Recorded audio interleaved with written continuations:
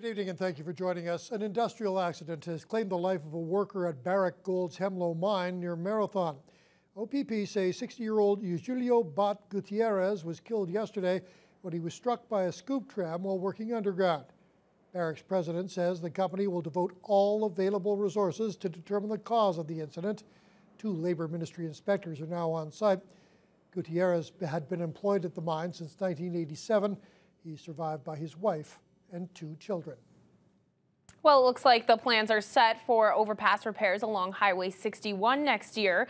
Thunder Bay City Council has voted to allow the Ministry of Transportation to use a section of Broadway and Nebing Avenues as a nighttime detour while the repair work takes place.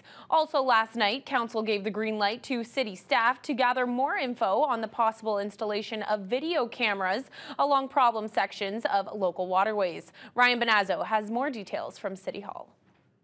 Council has green-lighted the MTO's preferred detour route. Next year, motorists on Highway 61 will be rerouted to Broadway and Nebing Avenues between 9 p.m. and 7 in the morning, so overnight repairs can be conducted to 4 overpasses between Broadway and the airport.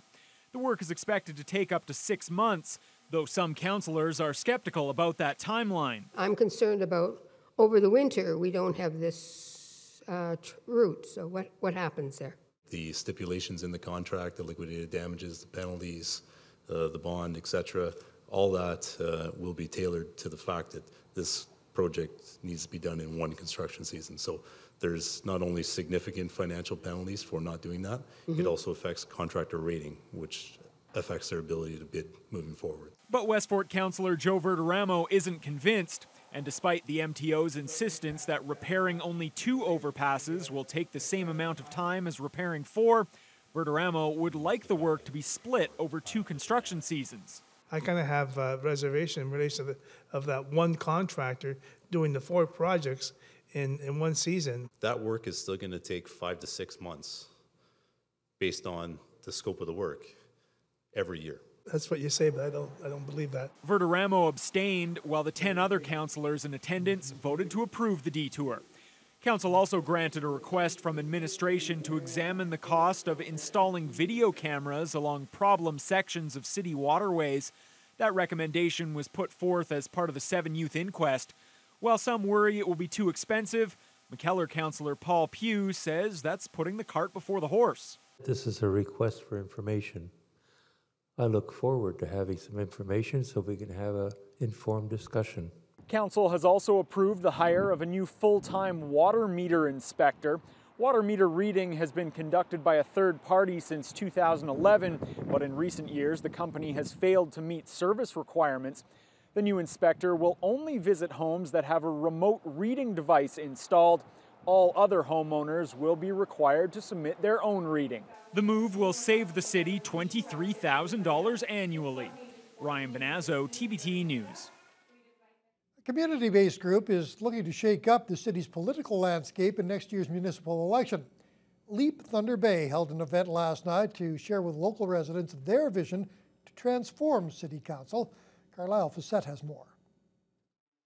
Thunder Bay Leap have been our heroes, superstars of the Leap world.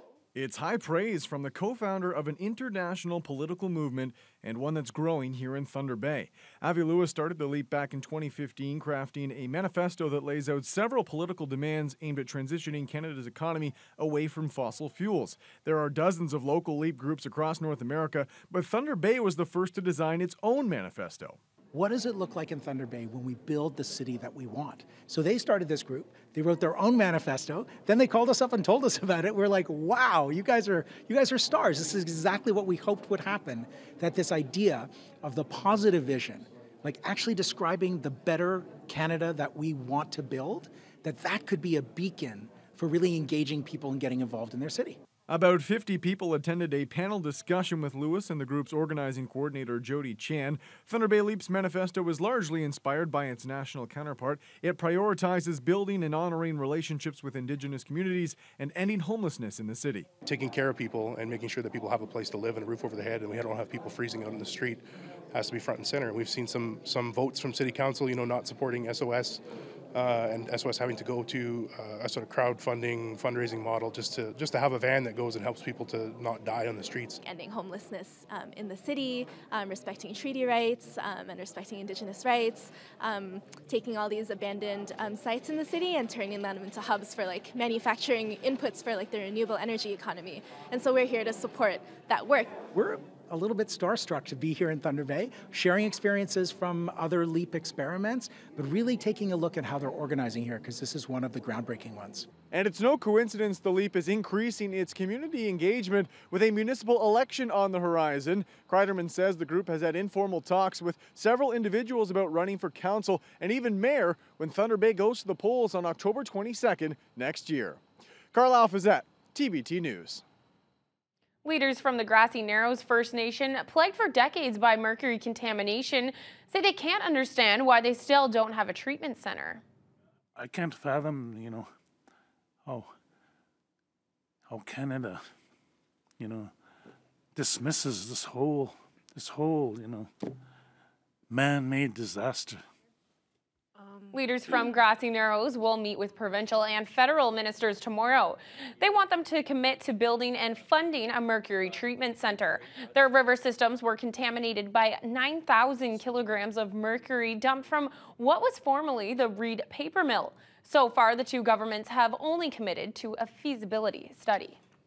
A group of Thunder Bay women has been stranded on the tropical island of Bali as the volcanic Mount Agong continues to spew volcanic ash high into the air.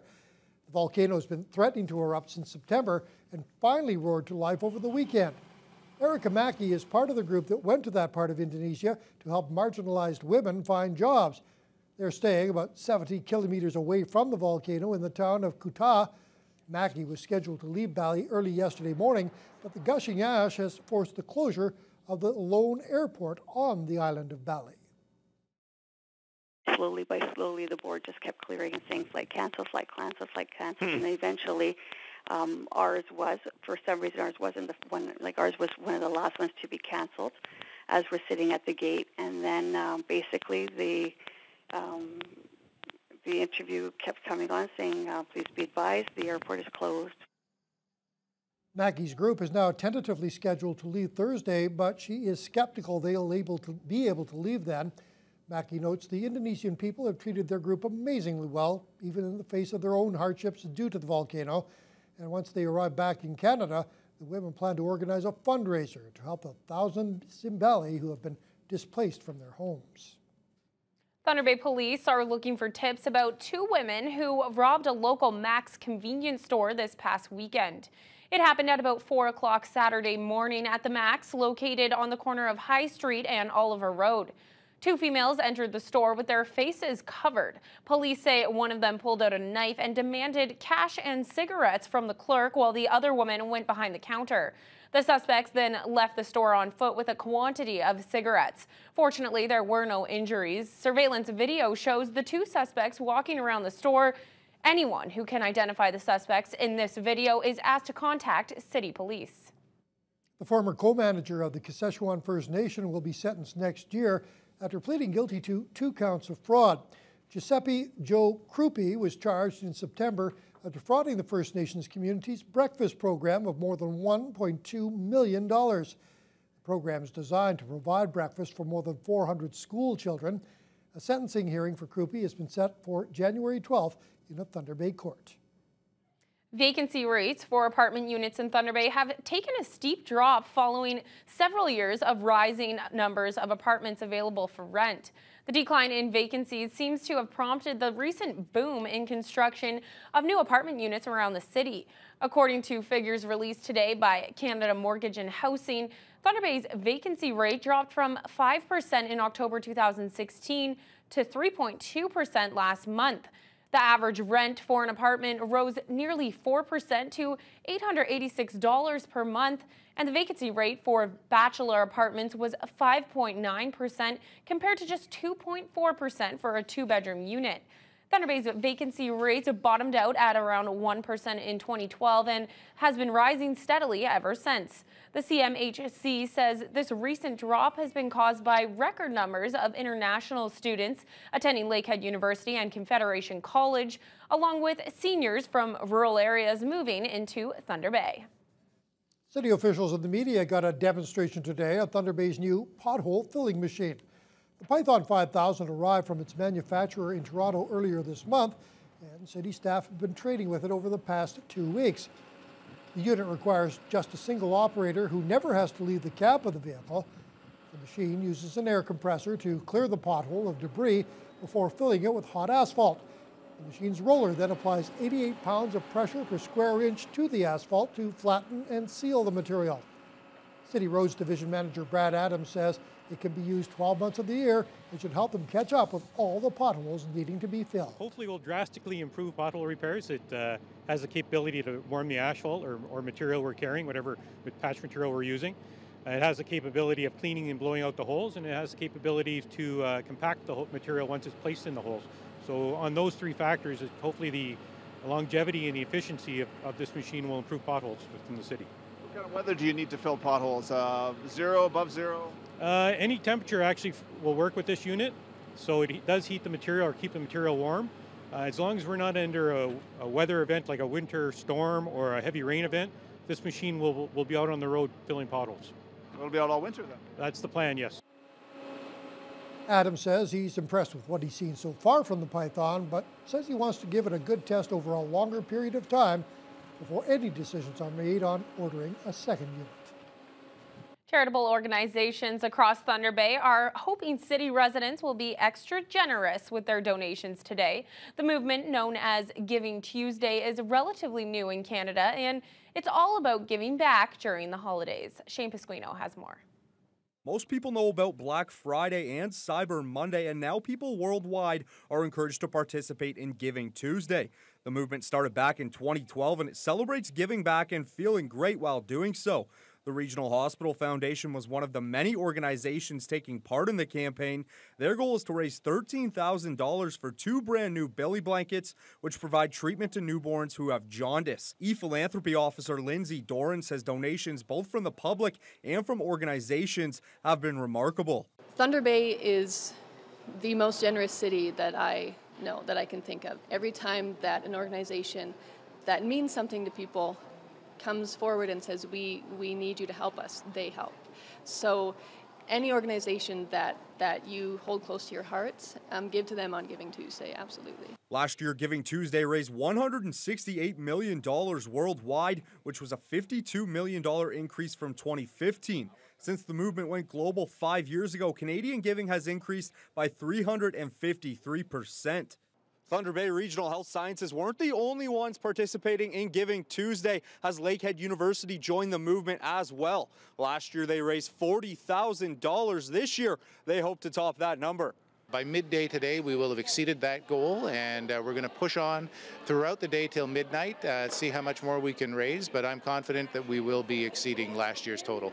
The money raised at Lakehead will go towards student financial aid and be put into things such as scholarships, bursaries, and awards. Alumni Engagement Officer Mark Tilbury says giving back is an important lesson for students as they gravitate into careers after school. For the students to have the opportunity during the giving season and at the start of Giving Tuesday to make even a small donation, it helps to set the framework for later on when they're out in the working world and they're able to make a contribution back to current students at Lakehead.